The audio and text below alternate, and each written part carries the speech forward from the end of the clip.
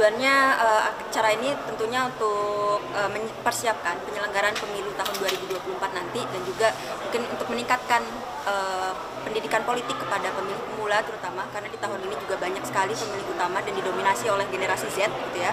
Jadi kami mengusahakan dari kegiatan sosialisasi yang bekerja sama dengan KPU, kemudian dari Rumah Keadilan dan juga PPO Toda dan LPHP, itu kami mengusahakan agar teman-teman bisa mempersiapkan dan juga meningkatkan hak berpolitiknya dalam penyelenggaraan pemilu nanti. Pesertanya siapa? Kenapa? Peserta. Pesertanya itu ada beberapa undangan, itu dari pihak kepolisian, dari jurnalis Malang Raya, kemudian dari BEM dan juga DPM fakultas-fakultas di Malang Raya, dan dari penyandang disabilitas juga kami undang, dan di sini juga ada beberapa dari mahasiswa umum. Jadi kami mengundang beberapa elemen gitu, baik dari mahasiswa maupun kalangan umum dan juga LBH di Malang Raya. Totalnya berapa, Mbak? Total peserta? Total peserta sekitar 150 orang peserta. Kami undang baik dari undangan maupun dari umum juga.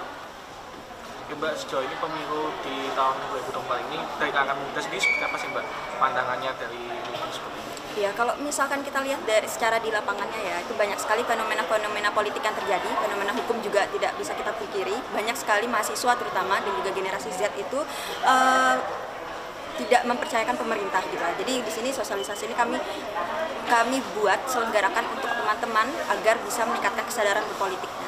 Gitu, kalau misalkan kita lihat agar masyarakat dan juga mahasiswa ini bisa paham mengapa penting untuk memberikan hak suaranya dalam penyelenggaraan pemilu nanti. Harapannya tadi dengan kegiatan ini nantinya seperti apa ke depan? Kemudian apakah ada kursus selain di kampus ini? Ada apa? Ada kursus selain di kampus UB atau di kampus mana?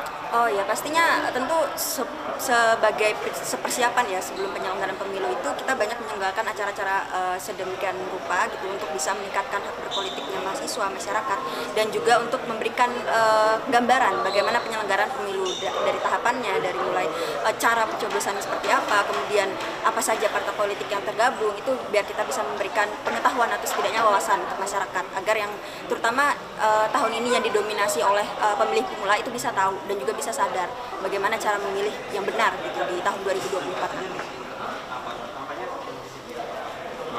Tapi sudah pernah memantau beberapa secara total, mungkin pengamatannya apakah masih banyak, khususnya di kalangan pemula mahasiswa kemarin yang belum aware atau belum sadar terkait pembelian suara dalam pemilu. Oke, mungkin kalau dari diskusi dengan KPU kemarin itu sudah banyak ya, dari KPU juga sudah menyelenggarakan sosialisasi. Jadi tentunya kami harapkan juga banyak masyarakat dan juga pemilih pemula sudah paham bagaimana tata cara pemilihan umum.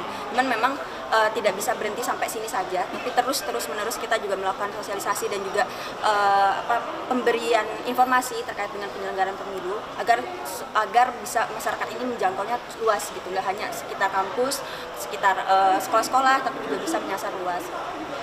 Artinya pengamatannya selama ini masih banyak juga yang disampaikan tadi belum percaya ya? Iya, belum percaya dan belum juga belum paham juga. Jadi kita meningkatkan awareness gitu untuk para pemilih. Kira-kira apa yang bisa ditarik dari teman-teman? Kenapa mereka tidak peduli? Alasan karena apa ini?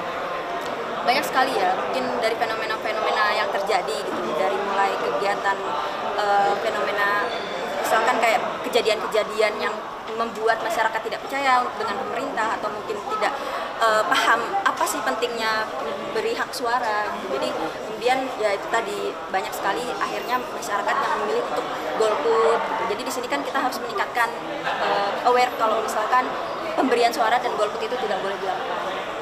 Kalau materi Mbak, apa aja yang disampaikan untuk menangani hal ini? Ya. Kalau materi-materi dari pemateri KPU itu terkait dengan tahapan penyelenggaraan pemilu. Kalau dari PPO Toda itu terkait dengan pemberian demokrasi dari mahasiswa, kemudian prinsip-prinsip pemilu seperti apa, kemudian kenapa tidak boleh golput, dan kurang lebih sama juga dengan dari Ketua LPHP, itu juga prinsip-prinsip demokrasi yang akan dilakukan dalam penyelenggaraan pemilu, dan dari LBHRK itu bagaimana nanti penyelenggaraannya apabila ada tindakan pelanggaran atau mungkin kayak penyalahgunaan itu nanti di LBHRK.